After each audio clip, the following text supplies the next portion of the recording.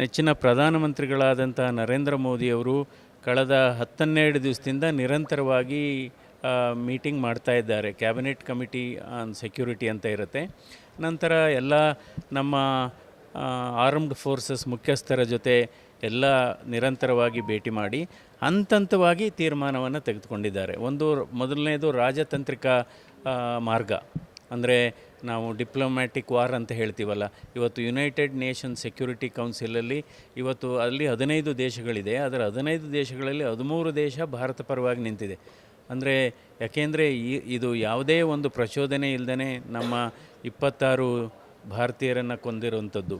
So ಹೀಗಾಗಿ ಇವತ್ತು ಬೆಳಗಿನ ಜಾವ ಸುಮಾರು ಅಲ್ಲಿ ಉಗ್ರರ ತಾಣಗಳೇನಿದೆ, ಸುಮಾರು 8 ಉಗ್ರರ ತಾಣಗಳ ಮೇಲೆ ಇವತ್ತು ನಮ್ಮ ಭಾರತ ದಾಳಿ ಮಾಡಿದೆ.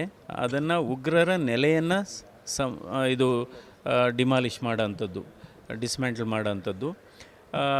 ಅಂದರೆ ಇದು ಸಾಂಪ್ರದಾಯಿಕ ಯುದ್ಧ ಅಲ್ಲ, ಇದು ಕೇವಲ ಉಗ್ರರನ್ನು ಮಟ್ಟ ಹಾಕುವಂಥದ್ದು, ಉಗ್ರರ ತಾಣಗಳನ್ನು ಡೆಸ್ಟ್ರಾಯ್ ಮಾಡುವಂಥದ್ದು ಇದು ಆಗಿದೆ. ಹೀಗಾಗಿ ಇಂತಹ ಸಂದರ್ಭದಲ್ಲಿ ಇಡೀ ದೇಶ ಒಟ್ಟಾಗಿ ನಿಲ್ಲಬೇಕಾಗುತ್ತೆ. ಪ್ರತಿಯೊಬ್ಬ ಭಾರತೀಯನ ಜವಾಬ್ದಾರಿ, 140 ಕೋಟಿ ಭಾರತೀಯರ ಜವಾಬ್ದಾರಿ. ಇಂಥ ಸಂದರ್ಭದಲ್ಲಿ ಒಂದೇ ಧ್ವನಿಯಲ್ಲಿ ನಾವೆಲ್ಲ ಇವತ್ತು ನಮ್ಮ ಕೇಂದ್ರ ಸರ್ಕಾರ, ಪ್ರಧಾನಮಂತ್ರಿಗಳು ಯಾವ ರೀತಿ ನಿರ್ಧಾರ ತಗೊಂಡಿದ್ದಾರೆ ಅವರ ಪರವಾಗಿ ನಾವು ನಿಲ್ಲಬೇಕಾಗುತ್ತೆ. ಇದು ನಮ್ಮ ಬಹಳ ಸೂಕ್ಷ್ಮವಾದಂಥ ವಿಚಾರ, ಇದು ದೇಶದ ರಕ್ಷಣೆಯ ವಿಚಾರ. ಈಗಾಗಲೇ ಹೇಳಿದೆ, ಇದು ಹಂತವಾಗಿ ಮುಂದುವರಿತಾ ಇದ್ದಾರೆ. ಒಂದು ರಾಜತಾಂತ್ರಿಕವಾಗಿ, ಇನ್ನೊಂದು ವಾಟರ್ ವಾರ್ ಅಂತಲೇ ಆಗಿದೆ.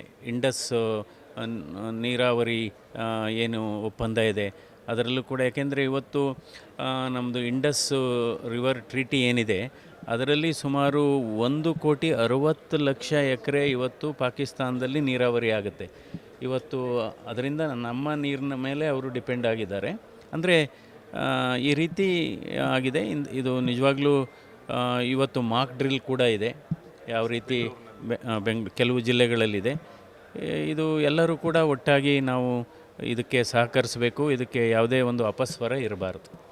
ನೋಡಿ, 1971ನೇ ಇಸ್ವಿನಲ್ಲಿ ಅಂದಿನ ಪ್ರಧಾನಮಂತ್ರಿಗಳಾದಂಥ ಇಂದಿರಾ ಗಾಂಧಿಯವರು ಯುದ್ಧ ಘೋಷಣೆ ಮಾಡ್ತಾರೆ. ಯುದ್ಧ ಘೋಷಣೆ ಮಾಡಿದ ಸಂದರ್ಭದಲ್ಲಿ ನೆಕ್ಸ್ಟ್ ಡೇಯಿಂದನೇ ಶುರುವಾಗಲ್ಲ ಯುದ್ಧ. ಆಗ ಇದ್ದಂಥ ಜನರಲ್ ಮಾಣಿಕ್ ಶಾ ಏನು ಹೇಳ್ತಾರೆ, 13 ದಿನ ಅವರು ಹೇಳ್ತಾರೆ, ಇನ್ನೂ 10-15 ದಿವಸ ಬೇಕು, ನಾವೆಲ್ಲ ಅದಕ್ಕೆ ಪ್ಲ್ಯಾನ್ ಮಾಡಬೇಕಲ್ಲ, ಯಾವ್ಯಾವ ರೀತಿ ನಾವೆಲ್ಲ ಒಗ್ಗೂಡಿಸ್ಬೇಕು. ನಂತರ 13 ದಿನದಲ್ಲೇ ಯುದ್ಧ ಮುಗಿದೋಗುತ್ತೆ. ಆವಾಗ 1971 ಇಸ್ವಿನಲ್ಲಿ 13 ದಿವಸದಲ್ಲೇ ಯುದ್ಧ ಮುಗಿದೋಗುತ್ತೆ.